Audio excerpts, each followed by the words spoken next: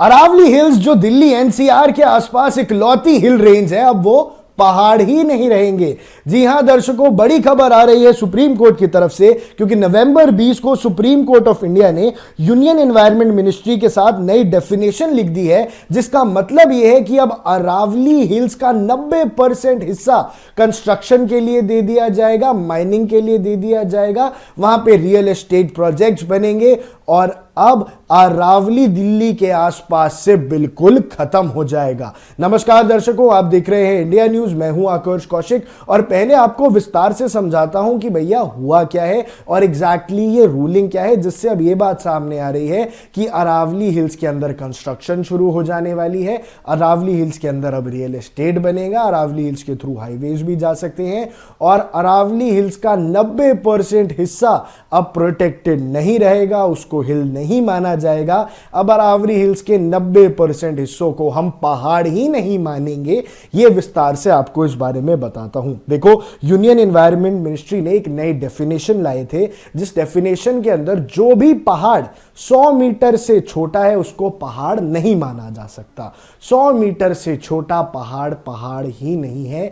यह नया लॉ, यह नया डिसीजन बनाया गया था और 20 नवंबर को सुप्रीम कोर्ट ने इसे ओके कर दिया है। लेकिन इसका रिजल्ट यह हुआ है कि यह तो नॉर्मल बात हो गई कि भैया 100 मीटर से नीचे के पहाड़ को हम पहाड़ नहीं मानेंगे, वहां पे माइनिंग कंस्ट्रक्शन कर सकते हैं। लेकिन यह बात फ्लैग नहीं हुई, यह बात सामने नहीं आई कि इसका मतलब है कि जो दिल्ली एनसीआर के अंदर अरावलीज हैं उसका 90% हिस्सा अब पहाड़ माना ही नहीं जाएगा। वहां से फॉरेस्ट भी हट जाएगा और उसे अब पहाड़ की तरह ना ट्रीट करके एक नॉर्मल कंस्ट्रक्शन साइट की तरह ट्रीट किया जा सकता है, जहां माइनिंग भी होगी और कंस्ट्रक्शन भी। अब इस नई डेफिनेशन का मतलब यह है कि only the land forms that rise 100 meters और more above the local terrain, यानी लोकल टेरेन से 100 मीटर से जो ऊंचा होगा वो ही पहाड़ कहलाया जाएगा और वो ही ऑफिशियली अरावली हिल्स माना जाएगा।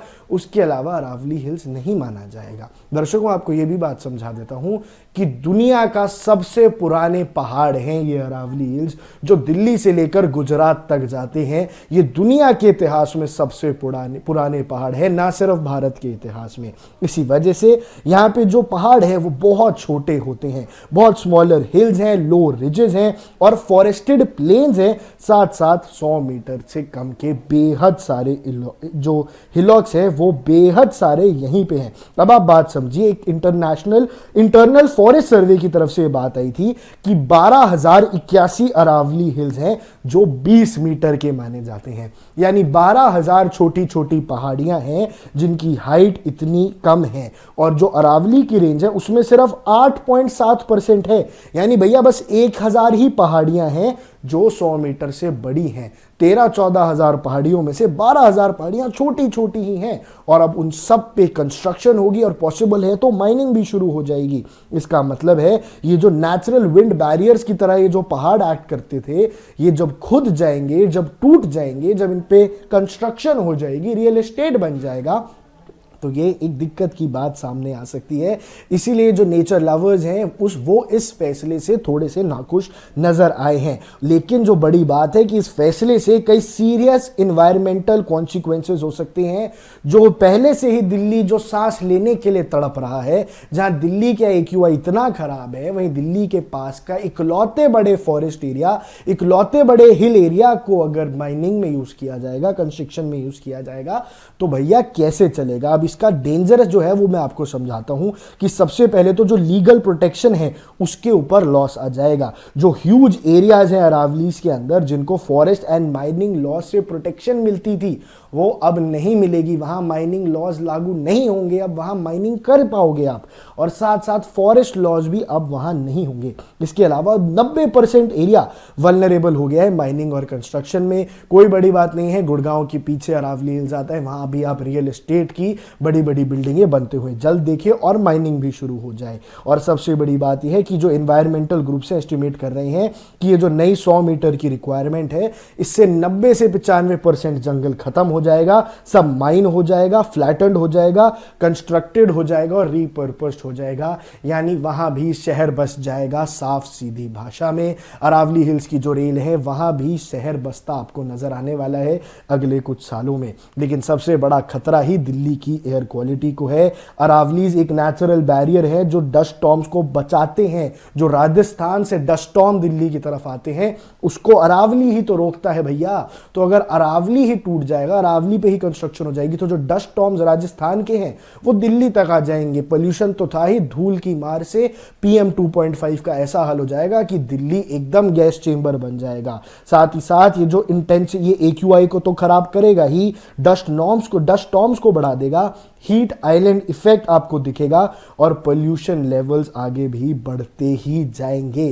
तो दर्शकों, दिल्ली के लिए एनवायरमेंटली काफी खतरनाक है। इसके अलावा जो ग्राउंड वाटर डिप्लीशन है उस पर अगर आप सोचो तो अरावलीज क्रूशल रिचार्ज जोन्स हैं। जहां माइनिंग एंड कंस्ट्रक्शन हुई तो वाटर ब्लॉक हो जाएगा। अब जो ग्राउंड वाटर है, जो फ्रेश ग्राउंड वाटर है, जो गुड़गांव, फरीदाबाद, रेवाड़ी और मानेसर में पहुंचता है, वो अरावली से ही तो आता है। अब वहां अरावली के जंगल ही कट जाएंगे, वहां माइनिंग करोगे तो भैया पानी कैसे मिलेगा? और माइनिंग के आसपास के ग्राउंड वाटर तो वैसे भी खतरनाक होता है। अभी हाल ही में बिहार के ग्राउंड वाटर में यूरेनियम का ऐसा कंटेंट मिला है कि बच्चों की जान पर बनाई थी। इसी वजह से दर्शकों, ये एक काफी खराब बात है, स्पेशली फरीदाबाद, मानेसर, रेवाड़ी जैसे इलाकों में, जो दिल्ली गुड़गांव जैसे इलाकों में, जहां ग्राउंड वाटर, जहां जो अरावली के नीचे का ग्राउंड वाटर जहां जिन जगहों पे यूज होता है। इसके अलावा इरोशन का रिस्क होता ही है और फ्लड के चांसेस भी बढ़ते हैं। एक पूरे पहाड़ है जिनकी हम यहां बात कर रहे हैं, यहां फ्लैश फ्लड, सॉइल इरोजन और लैंडस्लाइड्स का खतरा रहता था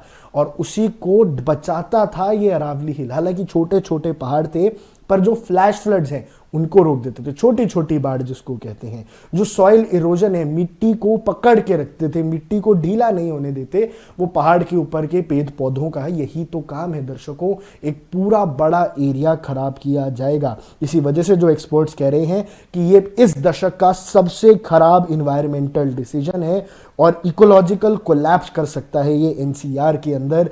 दर्शकों, अगर ये हिसाब से चलता रहा तो दिल्ली हिल सकती है। दिल्ली में प्रदूषण की मार के साथ साथ डस्ट स्टॉर्म्स की मार भी आएगी और साथ साथ रीडेवलपमेंट के चक्कर में हम इकोलॉजिकल इंबैलेंस को अपनी तरफ ना बुला लें, इस बात से बचना होगा। पर दर्शकों, अब देखना होगा इस नए नियम के बाद ये जो रूल चेंज हुए हैं, ये डायरेक्टली ये बात हाईलाइट नहीं हुई थी कि भैया पूरा अरावली खतरे में पड़ सकता है। सिर्फ ये बात थी कि 100 मीटर से छोटे पहाड़ों को आप अब पहाड़ नहीं कंसीडर करेंगे, उनको पहाड़ वाली प्रोटेक्शन नहीं दी जाएगी, फॉरेस्ट प्रोटेक्शन नहीं दी जाएगी। तो लेकिन 90% अरावली इसमें आ जाएगा और ये दिल्ली के लिए बेहद खतरा बन जाएगा। लेकिन दर्शकों, ऐसे ही देश और दुनिया की तमाम बड़ी खबरों के लिए आप बने रहिए इंडिया न्यूज के साथ।